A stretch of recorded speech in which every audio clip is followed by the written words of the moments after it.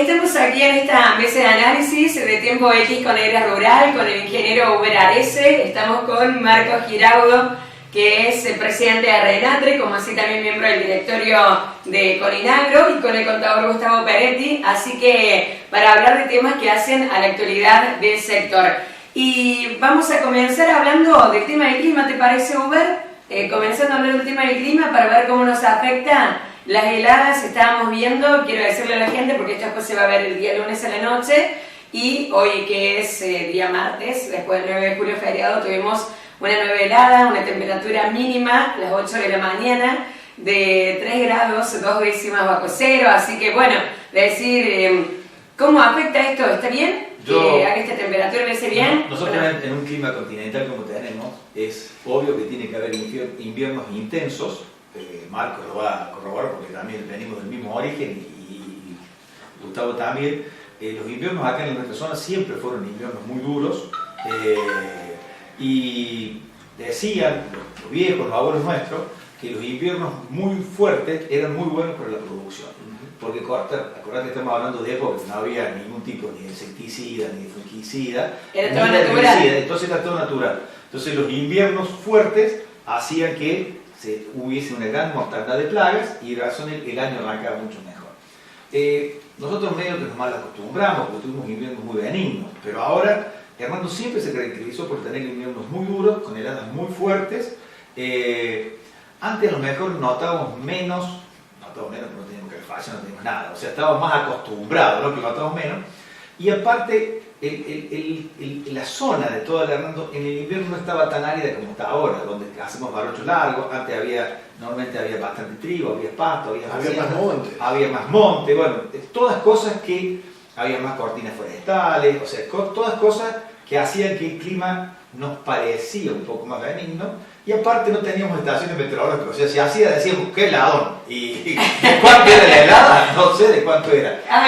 Pero claro, no teníamos, o sea, porque hoy vos te metes en internet y decís, Hernando, cayó una helada de tantos grados, hay una estación meteorológica en la escuela y una estación en la cooperativa. ¿Y te dice a qué hora? ¿A qué hora? ¿Cuál fue la mínima? ¿Cuántas horas de helada hubo? Entonces tenemos todos los datos que antes no existían.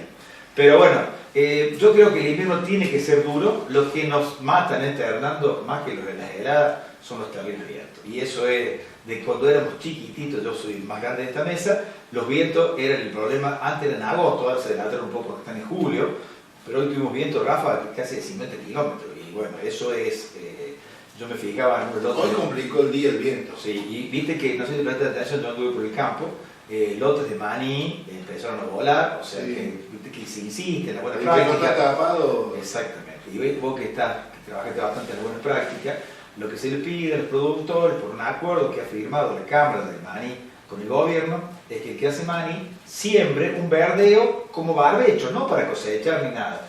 Y bueno, y nosotros somos infractores siempre, entonces no lo hacemos. Aunque por ahí, más te digo, hay empresas que cuando te contratan te pagan un plus para que lo hagas. Pero después la empresa levanta el maní y no lo hacen. Entonces hoy ya se empezaron a notar primeros voladuras en la ruta Rampalata y 2 importantes, y bueno, que esperemos que no siga, no progrese, porque esto realmente, independientemente de que huele mucho suelo, puede producir un accidente. Ha habido una situación muy complicada hace unos años atrás en la zona de Jovita, donde el pueblo se puso en contra de esta situación, y bueno, ahí es donde se forma el clúster manicero. O sea, si venía trabajando muy incipientemente, y el gobierno de la provincia, a través de Juan Cruz Molina, se carga de este problema y forman el clúster manicero realmente como está trabajando hoy. Y ahí es donde entran las buenas prácticas agrícolas del tema del maní. Claro. Es cubrir el suelo que queda descubierto, que es totalmente posible. Y hoy hay una infinidad de productos que hacen que la palestra no solamente sea trigo. Bueno, y que también permiten a la conservación del suelo, ¿no? Marco, cambiando, vamos a hablar de distintos temas. Días atrás hizo una reunión de la mesa de enlace con el presidente y hay un tema que hemos venido hablando todos en la radio también, bueno, en Tiempo X Multimedio, hace el tema de las retenciones. Y finalmente el presidente se comprometió en que no se va a producir ninguna modificación respecto a lo que se le había prometido el campo. Sí. Manifestó en esa reunión que él va a cumplir la palabra y que la reducción, que era lo que el fin por el cual se habían reunido, era si se paraba la reducción del 0,50 por mes que viene ocurriendo en la soja, o si se mantenía. El presidente fue cortante en ese sentido, dijo que se iba a mantener, que iba a seguir la reducción de las retenciones y bueno, va a cumplir la palabra, a pesar de que en este país no sabe si realmente lo que dijo la semana pasada lo va a poder cumplir el mes que viene, porque sinceramente la situación que se vive, uno ve fragmentos de una... Claro, de fotos, sí. fragmentos de fotos, ni siquiera de una película. Entonces acá cuando algún día nos cuenten cómo es la realidad de este país, nos enteraremos qué debemos, a quién, cuánto tiempo nos va a ir a salir de esto. Pero hoy, nosotros, personalmente a mí me puso muy contento que el presidente hubiese hablado de esto porque yo soy un enemigo de la retención. Acá en este país se instaló eso cuando en realidad nosotros podríamos, a través de la producción, duplicar o triplicar lo que pueden sacar de retención. Marco, te voy a pedir una opinión respecto al tema para ver, porque quería ver... Quiero agregar una cosa que es importante, dijo Marco. Hay que aclarar que esta reunión que tuvo la mesa de enlace con el presidente no tiene nada que ver con las retenciones. Esta reunión estaba programada de antes y justo se dio la situación porque la gente dijo, no, la mesa, la gente cuando salió, los presidentes cuando salieron, esta estaba agendada hace 2 o 3 meses. Y justo coincidió que el tema más, fue el tema más importante que se abordó, no, fue un tema medio rápido, había otros temas que lo trataron más en profundidad, lo que pasa es que como este es el que hacía ruido, el presidente dijo, no, hablemos del tema, esto no se va a tocar, o sea, que fue tan claro, porque no había como mucho para dijeron, las mesas se pidieron reunión por las retenciones, nada que ver, estaba perdiendo mucho tiempo, lo que pasa es que por ahí el periodismo inventa cosas y hace como que los productores salieron desesperadamente gritados, porque también salieron, ya hay gente que se va a levantar, no había pasado nada, el presidente salió en el primer momento a decir, señor, esto no se toca, entonces...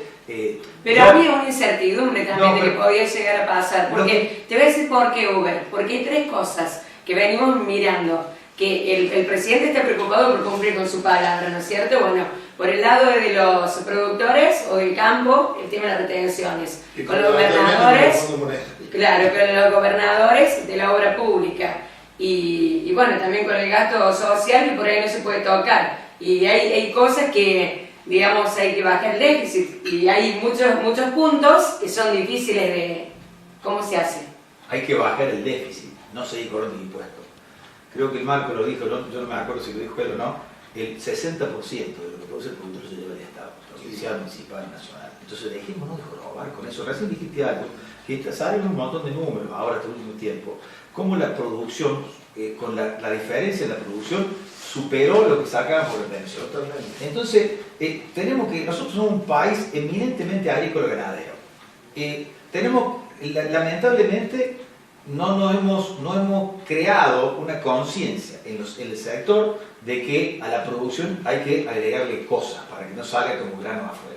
Yo el otro día visité un molino de maíz. Nunca había visto que se dedica a alimento humano, ¿no? O sea, no para hacer. Polenta, digo. Bueno, sería... Por decir una porque cuando yo vi, ellos tienen un botellón, son chicos jóvenes, están en Holberg, tienen un botellón, ¿viste? Esos que son de base grande, se van achicando. Entonces abajo estaba el maíz, como el maíz que cosechamos, y después los distintos cosas que saca hasta tener el singular.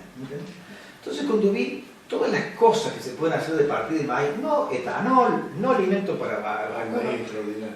Exactamente, entonces voy a decir, fíjate todo, entonces pero otros chicos, esto, ustedes están exportamos algo, poco todavía, en los últimos años, porque antes no se podía exportar, y ahora cada vez se pone, y una cosa que me llama mucho la atención, ellos trabajan, o sea, no venden polenta, como quien dice, porque vale el ejemplo, sino que le venden a gente que hacen, bueno, tutuca o el quisito, bueno, todas las cosas que se hacen. Claro, sí. Dicen los protocolos de exigencia que tienen esas empresas son de altísimo nivel. Entonces, en Argentina hay un montón de gente que hace las cosas bien. Y siempre hablamos de lo que hacen las cosas mal. ¿Me entiendes? Entonces, a eso quiero llegar, lo que tenemos que empezar a darle valor a las cosas que podemos hacer. Entonces, ¿podemos vender maíz distinto? Sí. ¿Podemos vender soja distinto? ¿Por qué el clúster maní son tan importantes? Porque no sale un grano de maní sin que aunque sea blancheado, Claro, Pero sí, sí, todos sí. tienen, soja sale como bien. Nosotros, me pasó, te comento para ampliar eso que te está diciendo Uber, me tocó encontrarme el otro día con una piba que trabaja con nosotros, una señora, esta costumbre que tenemos nosotros de decir estas palabras, Marianela Álvarez se llama, trabaja en varias cooperativas, es licenciada en el tema del medio ambiente, y ella me decía que trabaja en una de las firmas para las cuales trabaja. Ella trabaja para la Cooperativa General Paz de Marco Juárez, para las dos de Pose, para Cotagro, y supo hacer trabajo para el vencedor también, pero también trabaja para Arcor. Y me decía que ella va a inspeccionar empresas que terciarizó Arcor. Hacen fasón para Arcor. Exacto. Lo que estás diciendo. Exacto. Pues estos chicos hacen un maíz que lo necesita él para hacer tutuca. Hacen fasón para él. Y Arcor contrata un montón. Entonces nosotros tenemos que ir a eso. Porque nosotros, fíjate lo que ocurrió en Argentina. Se ha hecho un polo de biodiesel en el puerto que no le sirve al interior. No le sirve. No le sirve al interior. ¿Por qué? Porque nosotros necesitamos que el trabajo llegue en Hernando, en Cabrera, en Ucacha, en Elena, en Almafuerte. Para que haya empleo. Estaba viendo en cuanto al Producto Bruto Interno, entre un 12 y 15% representa la actividad del campo, ¿no? Y por otro lado, el 60% de las divisas que ingresan al país son del campo. No, el tema de la retención de recién, yo creo que el tema de la retención es una medida que no se hace en forma, digamos, una única forma, es un conjunto de medidas el que debe llevar desde lo económico. Por ejemplo, en la década del 90 había llegado a retenciones cero. Sin embargo, como el tipo de cambio se había retrasado tanto, la circunstancia hacía que el productor trabajara a pérdida porque no... La retención está de otro lado. O sea, la peor retención que tiene el sector agropecuario es el tipo de cambio atrasado. Y eso es lo que hay que evitar desde el punto de vista económico. Por otro lado, las políticas son una conjunción, o sea, no es una política agropecuaria, una política industrial, sino que es un conjunto de políticas que deben ir hacia un mismo punto. Y en este sentido también el contexto en el cual nos encontramos. Por ejemplo, no en todo momento se pueden aplicar las mismas políticas. La circunstancia en la cual se encuentra hoy día la Argentina, con un marcado déficit fiscal, hay puntos que se pueden tocar en cuanto a gastos. De hecho salió ayer salió un decreto del presidente de la Nación para reducir 25.000 millones de pesos de gastos ahí en el sector público que se hace el Poder Ejecutivo en cuanto a viáticos y demás, pero en definitiva el déficit fiscal es muchísimo más alto. Y en este tema lo fundamental yo pienso que es en cómo generar a través de la combinación de medidas fiscales, cambiarias, medidas que hacen al tipo de cambio, a varias cosas, a varios aspectos, y generar los recursos, por un lado, para bajar el déficit por el lado del ingreso y también por el lado del gasto. Porque lo que tiene que cumplir, por lo menos en este año, un 2,7% de déficit de gasto de déficit primario y el 1,3% el año que viene.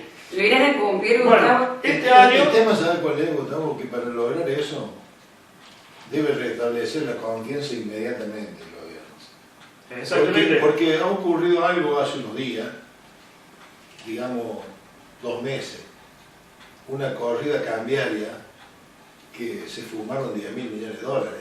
Exactamente. Por Y esa fiestita está en el bolsillo de alguien, de los bancos, de grandes empresas. Fundamentalmente son capitales que Han entrado, hecho ¿no es cierto?, un para hacer negocio. el carro entrar Bueno. en Argentina, capitales que hoy no están. Y Eso generó una gran sí, desconfianza. y es muy difícil que vuelva ese dinero, porque también, vamos a decir, un contexto mundial que corre hacia eso, porque la mayoría de los países emergentes ha visto en su economía que salían capitales. Lo que pasa es que en Argentina se potenció y salió mucha cantidad de dólares, un poco por lo que sucede en el mundo y otro poco por lo que sucede acá. Ahora, hay que reencaminar esto sabiendo que el mundo ya no nos ve como nos veía antes, del mundo financiero estamos hablando, ¿no? y que ahora tenemos que acomodar todo para devolver la confianza esa que vos hablas, Marco. Y la economía tiene que tender hacia eso. Hoy en día el dólar está frenado en 28 pesos a costa de tener una tasa de interés del 60%. Si vos... No hay producción posible. Exacto. Pero si vos liberaras la tasa de interés esa y la bajaras en estos momentos, y el dólar se iría arriba de los 35 pesos. Una de las cosas que se le planteó en la mesa de enlace al presidente de la República justamente fue la altísima tasa de interés que tenemos. Sí, lo dijeron. Y él dijo que, muchachos, si a ustedes los preocupa, imagínense a mí Exactamente. como presidente de la República, pero dijo, tengan paciencia y acá nadie espere un cambio, por lo menos en 60 o 90 días. La única forma de que la tasa de interés empiece Hoy estamos definiendo, Uber, vos sabés de esto, hoy estamos definiendo compras en el sector agropecuario, semillas, fertilizantes, agroquímicos, que se van a pagar a un año, que se van a pagar a 6 meses, que se van a pagar, se está financiando una tasa que es leonina. No, vos sabés, Marco, esto, dos cosas le decir. Yo creo que a mí no me preocupa la tasa de interés, para nada me preocupa la tasa de interés. Esto es una cuestión pura y exclusivamente. ¿No te preocupa porque se va a acomodar, decís vos? Sí, totalmente, de especulación pura. Sí. Aparte, me tomo el trabajo porque es un tema que me gusta, de escuchar distintos economistas de distintas corrientes, y todos dicen que no le queda mucha alternativa, es lo que hay que hacer, o sea, hay que ponerse firme en esto porque esto es una corrida, es una timba. O sea, a ver, ¿quién tiene el macho de espada y quién tiene el de macho? Bueno, déjame tener el concepto. Entonces, vos sabés que las empresas, vos hoy vas a comprar semillas, agroquímicos, y te financian un año con una tasa de 24 o 26% en pesos, ¿no? Y que no hay cambio. O sea, ojo. Sé que en la práctica no se da. Yo les quiero aclarar una cosa. Yo práctica... creo que acá hacemos mucho circo de todo lo que dicen los porteños, que son los que nos han colaborado toda la vida a nosotros, y que en el interior vivimos otra realidad totalmente distinta. O sea, si vos vas a tener un descubierto, si son cosas distintas, siempre fueron caras, siempre fueron, en eso es un negocio. Pero para la producción yo estoy hablando de semilleros de punta, de empresas de químicos de punta, donde están poniendo el hombro, está bien, vos me decís, traen plata de afuera, no importa, pero ponen la plata y él puede comprar o no puede comprar. Pero una vez por todas, este sería el primer presidente en 70 años de gobierno que bajaría el déficit fiscal, que diría que lo baja y lo baja. Ningún presidente en 70 años lo hizo eso, sino que le sacó algún sector para no hacer las cosas que tenía que hacer. Alguna vez, que Marco recién lo dijo, alguna vez en este país tenemos que sincerarnos. Si queremos ser un país en serio. Entonces, no hay que seguir cobrando impuestos, hay que bajar el gasto público. Por Dios, hay que bajar el gasto público. Nadie pone en tela de juicio ninguna de las dos cosas. La tasa de interés está alta porque es la única forma de contener al dólar en estos momentos.